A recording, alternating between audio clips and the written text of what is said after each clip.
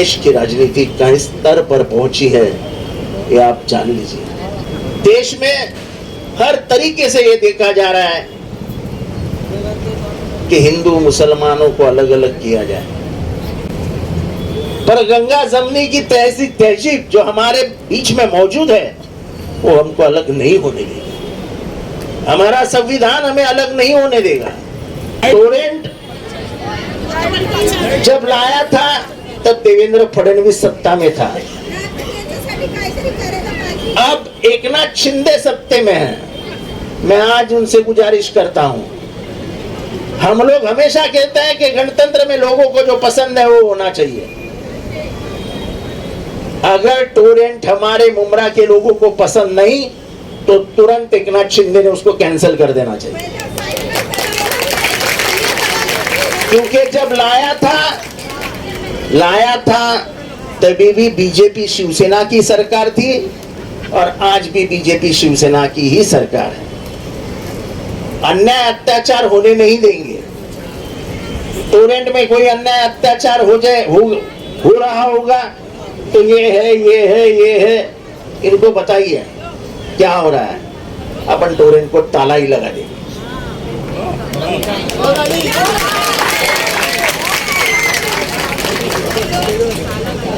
हम ना किसी को डरे हैं ना डरेंगे। पुलिस क्या करेगी, ज्यादा से ज्यादा 2-4 दिन सलाखों के पीछे रख देंगे, उससे कुछ फर्क नहीं पड़ता है, लेकिन लड़ाई जरूर लड़ेंगे। और खास करके ये लड़ाई हमारे संविधान और धर्मनिरपेक्ष भारत उसके लिए लड़नी है। हमारा संविधान जीवंत रहेगा, जिंदा रहेगा तो आप और मैं जिंदा रहेंगे, वरना जिस दिन संविधान टूट गया मान लो कि आपका सब खात्मा हो जाएगा। आज भी मणिपुर जल रहा है, आज भी औरतों को बेनकाब किया जा रहा है, कोई ध्यान देने को तैयार नहीं। हरियाणा में क्या हो रहा है, नूह में क्या हो रहा है, हर जगह पे सिर्फ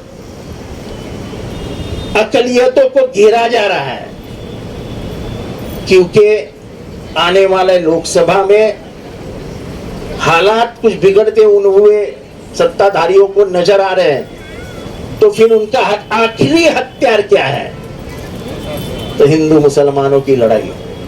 पर मुझे लगता है कि मुसलमान भी बहुत होशियार हो गए और हिंदू भी बहुत होशियार हो गए, आपस में लड़ने को वो तैयार नहीं है। वो जानते हैं कि सियासत और राजनीति के लिए हमारा इस्तेमाल हो रहा है। हमारे हाथ में तलवार देके बड़े नेता, तो तुमने सुना है कभी बड़े नेता का कोई बच्चा मरा हुआ? वो तो अपने बंगले में रहते हैं, झुग्गी झोपड़ी में रहने वाले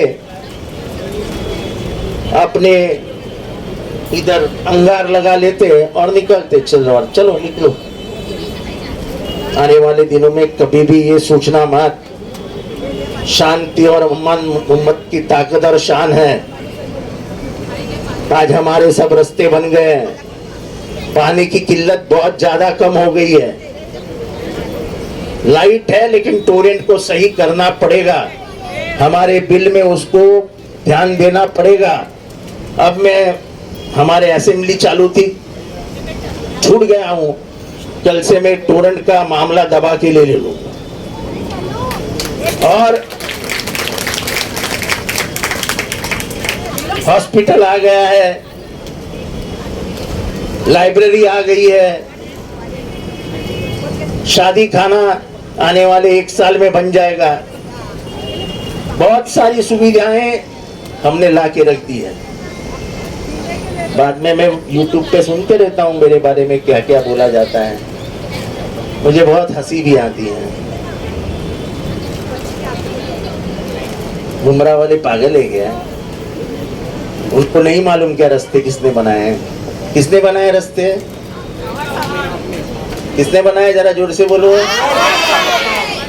अगर आवाम को मालूम है तो जरा उनके कान में जाके बोलो एक दिन, अरे भाई क्यों उसने ही बनाया सब। क्या क्या क्या, जरा बोलो जोर से। पब्लिक को मालूम है अच्छा ठीक है, तो जिसको आपको सही समझो उसको वोट दीजिए। हाँ? ठीक है ना, मेरे को मालूम नहीं गणतंत्र है, कौन किसके दिल में क्या है मालूम नहीं, जिसको चाहे आप वोट दे सकते हैं।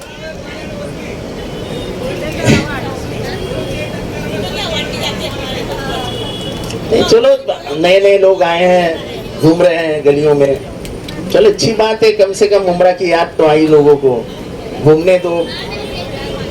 आपके दिल में क्या है वो आप कर देना, मैं आपका दिल नहीं जानता हूं, लेकिन आपके दिल में जो होगा वो होगा।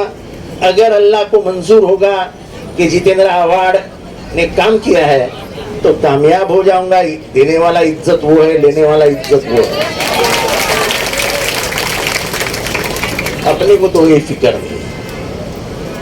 जो जिम्मेदारी मेरे कंधे पे आई मैंने उसको निभाया।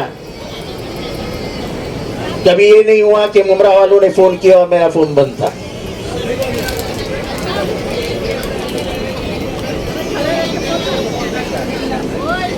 नहीं, मुझे दुख इस बात का है कि जब 400 धर्मांतरण की बात इधर हुई, किसी ने इसके बारे में बात की?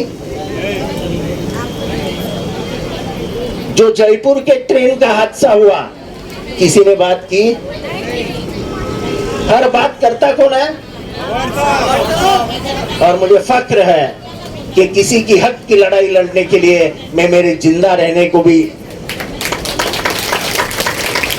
दूसरे का हक जान से बड़ा नहीं है। जान जाए लेकिन उसका हक नहीं जाना चाहिए। जिस तरीके से जयपुर ट्रेन में किया गया, ये हादसा इशारा है कि इस देश में अब ट्रेन से चलने के लिए भी मुसलमान डरने लगेंगे। और अगर ये माहौल सुधरा नहीं गया तो ये देश टूटने के कगार पे है। जो मणिपुर में हुआ उसके बाद मेघालय के चीफ मिनिस्टर ने कहा कि तुम सुधर जाओ वरना हमको ये देश छोड़ना पड़ेगा।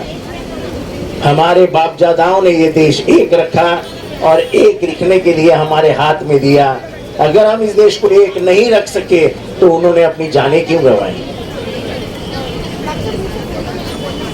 हमारे स्कूल के बच्चे यहाँ पे हैं म्युनिसिपैलिटी के, आने वाले दिनों में म्युनिसिपैलिटी के सभी टॉयलेट्स को रिपेयर किया जाएगा, सभी बिल्डिंगों को कलर किया जाएगा।